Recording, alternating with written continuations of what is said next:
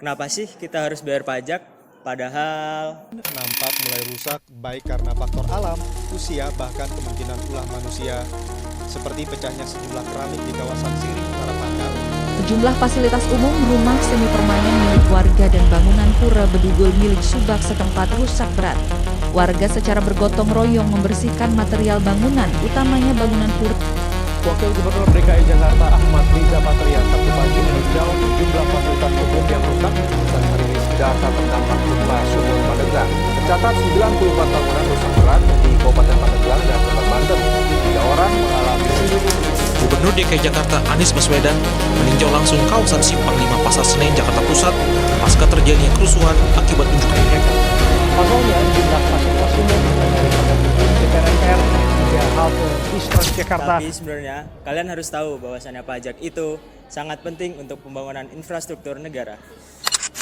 Menurut Piagam Wajib Pajak yang ditetapkan oleh Direktur Jenderal Pajak, 8 hak utama bagi pembayar pajak antara lain adalah memperoleh edukasi perpajakan, pelayanan perpajakan gratis, perlindungan data pribadi, kepastian hukum, kesempatan pengajuan keberatan, pembayaran dengan diwakili oleh kuasa yang sah, kesempatan pengajuan permohonan atas pengurangan, angsuran, ataupun penundaan pembayaran, serta pengembalian atas kelebihan pembayaran pajak.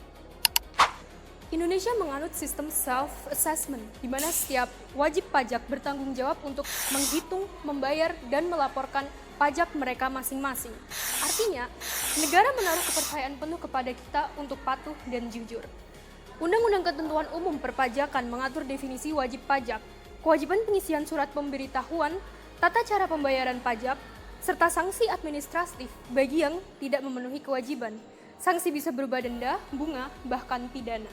Hal ini tercantum dalam Pasal 23A Undang-Undang Dasar 1945 yang berbunyi, pajak dan pungutan lain yang bersifat memaksa untuk keperluan negara diatur dengan undang-undang. Secara ideal, Pasal 23A UUD 1945 bukan cuma soal negara berhak memaksa kita membayar pajak. Esensi aslinya adalah kontrak sosial. Artinya, keharusan adanya undang-undang itu dibuat agar suara rakyat didengar dan hak ekonomi kita dilindungi dari kesewenang-wenangan. Penerapan idealnya tercapai saat kepatuhan hukum kita dibayar tuntas oleh negara lewat transparansi anggaran dan fasilitas publik yang nyata. Pajak ideal bukan tentang pemaksaan, tetapi tentang gotong royong yang berkeadilan.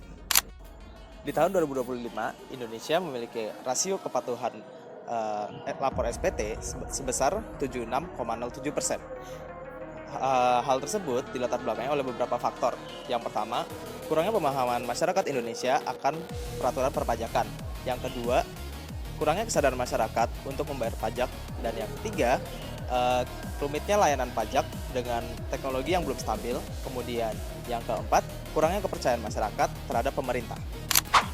Pajak merupakan tulang punggung APBN yang membiayai seluruh pengeluaran negara. Saat ini, pemenuhan pembayaran pajak baru mencapai tingkat 52,9% dari seluruh wajib pajak di Indonesia. Perlu diingat bahwa hal ini merupakan kewajiban bagi seluruh warga negara untuk melakukan pembayaran pajak dan juga bagi pemerintah untuk melaksanakan pemanfaatan yang transparan dan juga akuntabel. Untuk meningkatkan kepatuhan pajak, pemerintah perlu melakukan edukasi dan literasi pajak, digitalisasi sistem seperti e-filing dan e-billing, pelaksanaan sanksi yang tegas dan konsisten, transparansi pajak kepada publik, hingga kemudian akses dan layanan konsultan pajak bagi wajib pajak. Sebagai masyarakat biasa, ada 4 solusi yang bisa kita lakukan sehari-hari nih. Yang pertama, mulai dari memahami, menghayati, dan juga mengamalkan pembayaran pajak itu sendiri. Yang kedua, mulai mengedukasi dari lingkungan terkecil kita. Yang ketiga, mengubah prasangka buruk menjadi kritik positif yang membangun. Dan solusi yang terpenting yang keempat, yaitu ikut berpartisipasi aktif dalam mengawasi penggunaan uang pajak oleh aparat. Kesimpulannya, pajak itu bukan sekedar pungutan yang bersifat memaksa, melainkan wujud dari kontrak sosial dan bentuk gotong royong yang berkeadilan demi membangun bangsa.